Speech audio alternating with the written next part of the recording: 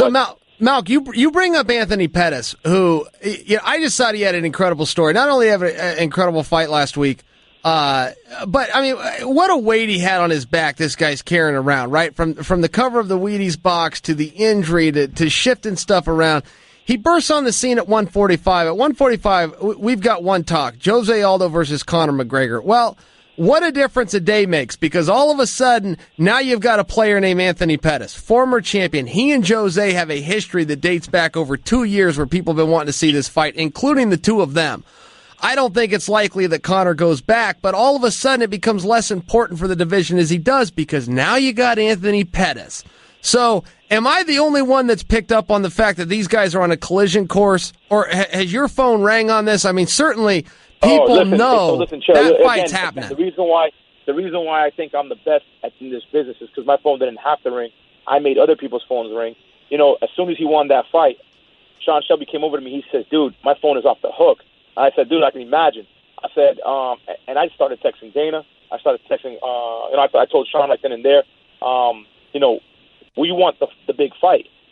We want that big fight. We want Jose Aldo. We want Conor McGregor. We want those fights. So, from what I'm understanding, Conor right now, either he's going to come back down to 45 and defend his belt, or he won't. And if he doesn't, then that kind of puts us in a weird situation, because, right now, if Jose Aldo doesn't fight Conor, the only person that makes sense for Jose to fight would be Max Holloway, because Max Holloway is the guy that's been there. So, I'm looking to try to see if we can get Max Holloway clipped off and have, AP and Max Holloway fight in the near future, so that we can set up, that real number one contender. So whether they fight, whether Jose and Conor fight or not, I got Pettis positioned to whoever's next, that he could be the next one, whether he's got to fight Jose or he's got to fight the winner of Conor, or he fights Conor. You understand what I'm saying? Like, in other words, those two guys have to, Conor and Jose got to fight, but if they don't fight and Jose's sitting there, I want to be in position for us to have the next fight to fight Jose. So right now, what I'm really pushing for is that Max Holloway fight, to get that number one contender spot solidified for Pettis, and then he goes in, he beats Holloway. I don't see whatever happens then at that point after the fact, Pettis has got to be the number one contender to fight Jose, in my opinion. So we're pushing for that now. And if they say, hey, we want him to fight Jose tomorrow, buddy, you know what I mean? That guy will accept that fight with no issues. I hear everything you're saying, and I think that was very nice that you were respectful towards Max Holloway, because he does deserve it. And Max is on top of being a great fighter, I don't know if you met Max, he's also a great guy. He does have one thing against him, and it's just simple politics. Look, to go on the top of the bill with Jose Aldo, who was 10 years undefeated, 11 years if you take that 13 seconds out.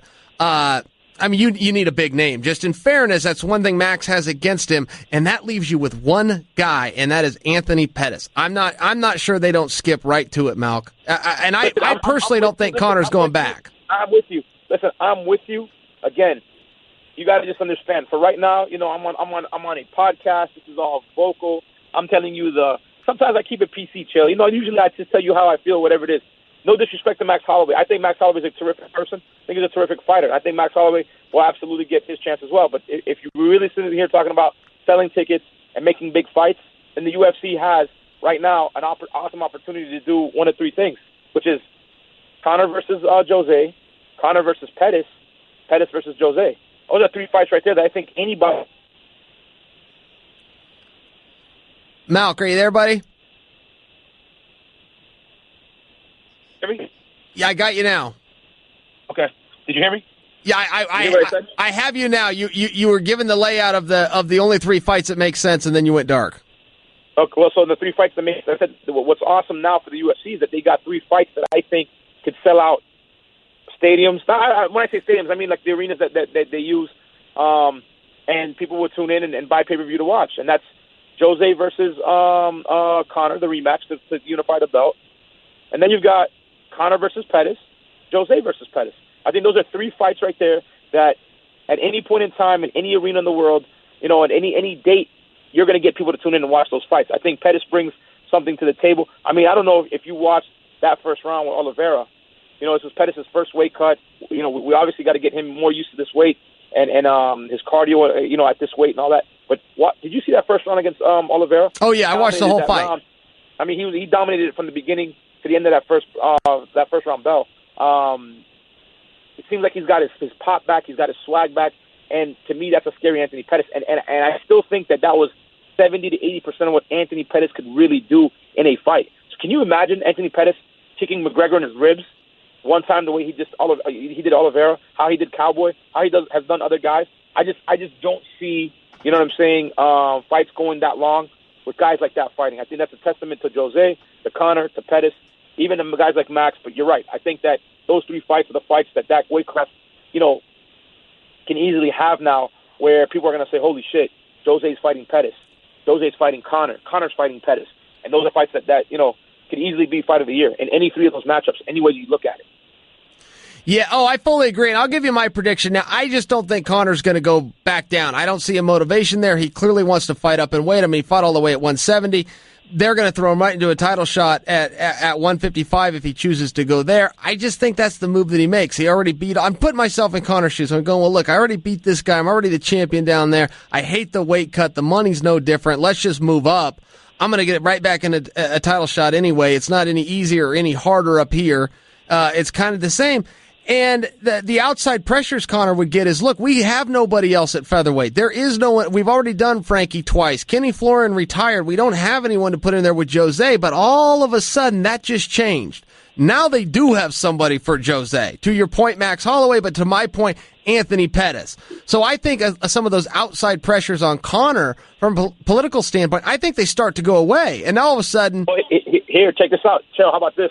And it's all good, too, because if he goes to 55... and we get a fight against Jose, and Pettis beats Jose, if you think that Pettis won't jump up to 55 and fight him at 55 to have a nice super fight between 45 and 55-pound champions, buddy, it'll be on 2 seconds flat. I mean, it'll be the fight. I'll put it to you like this: if Pettis carries the 45-pound strap and he didn't get it from Conor, wherever Conor's at, if he's holding a belt at 50, 55, 70, whatever it is, Pettis is going to end up looking for that fight. One way or another. Yeah. So whether he comes down to 45 or he's at 55, he's going to end up getting that fight, one way or another. I like that, and that used to not be talked about. Conor actually kind of changed that for everybody, but mixing guys up and changing weights was just like a policy thing of the UFC, and I'm glad that's gone, because there are super fights, right? There's a history and a precedence for it set by boxing, but move guys around. Put a champion versus a champion. Move guys. If guys want to do it, let them go fight. And to your point, sure, yeah, Pettis beats Jose. Yeah, I know him well enough to know he'd bump up to Conor, but so would Jose. I mean, there's so many things you can do as long as you're willing to make the match, and I like that the UFC is now starting to just make the match. I agree. Let it go, make my body go, make our bodies high.